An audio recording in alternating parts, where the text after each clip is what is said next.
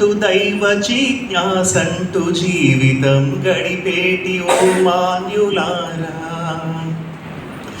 దైవతంతులలోన కర్మ కార్యములోన కాలాన్ని కరిగించే ఓ భక్తులారా.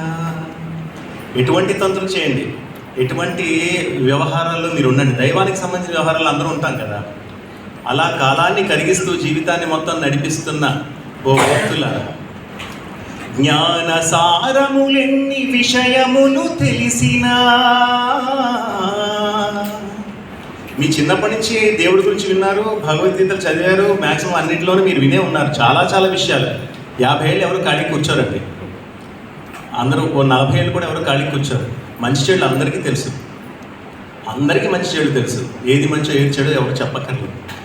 కానీ జ్ఞాన సారములెన్ని విషయములు తెలిపినా, మీకు జ్ఞానసారములు ఎన్ని తెలిసినా, ఆ జ్ఞాన సాధనలు జ్ఞానసారములు ఎన్ని తెలిపినా, తనువు మనసుల నడుమ మాయ వదిలేనా.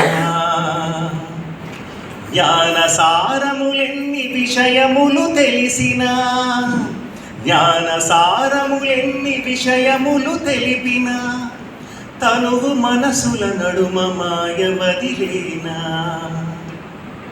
బాధలన్నీ నిలిచే, భారమంత నిలిచే, జన్మ సంకెళ్ళలు జీవమే బిగిసే, జీవమే బిగిసే.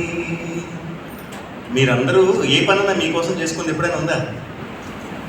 ముఖ్యంగా మీరు చేసే ప్రతి పని వెనకాల ఇంకో మనిషి ఉంటాడు. మీరు వంట వండితే మీకోసం చేస్తారా? చేయరు.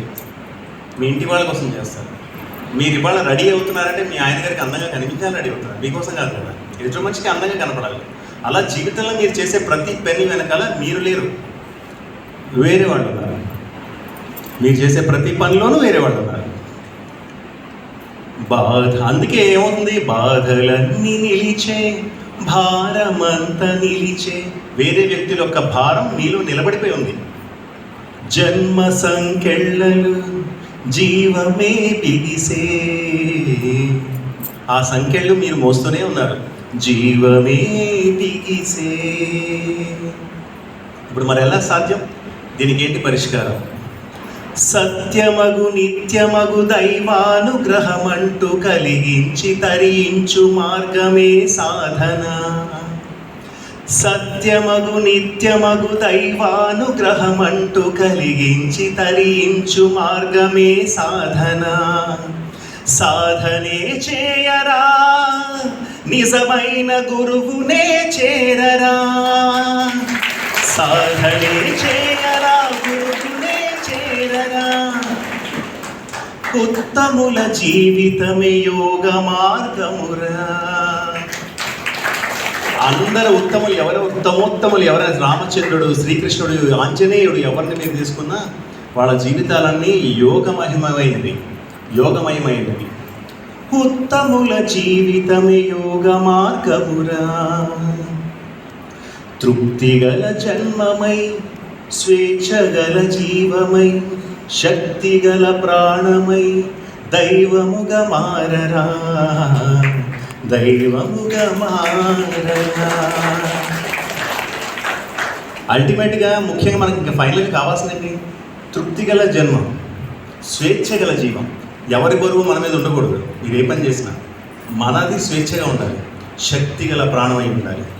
ఈ మూడుగా బ్రతికిన వాడే దైవంగా మారుతాడు, దైవంగా బ్రతుకుతాడు. సో ఆ రకంగా మన జీవితం ఉండాలన్నది దీని తాత్పర్యం అన్నమాట. సో ఈ విషయం చెప్పుకొని మీ అందరికీ థ్యాంక్స్ చెప్తున్నాను. మహిళన తిరిగిన మాయ నడబాసి మనమెవ్వరిగిన, మనసు గురి చూసి మహిళన తిరిగిన.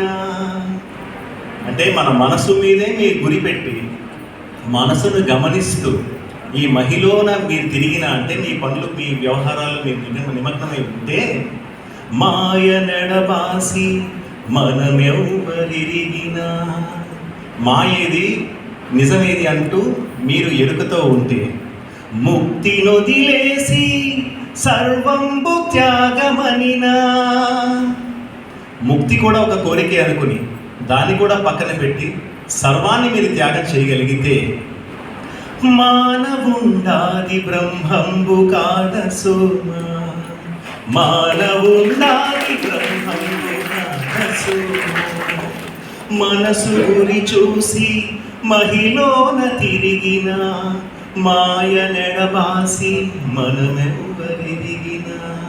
ఇవి పాటిస్తే చాలు.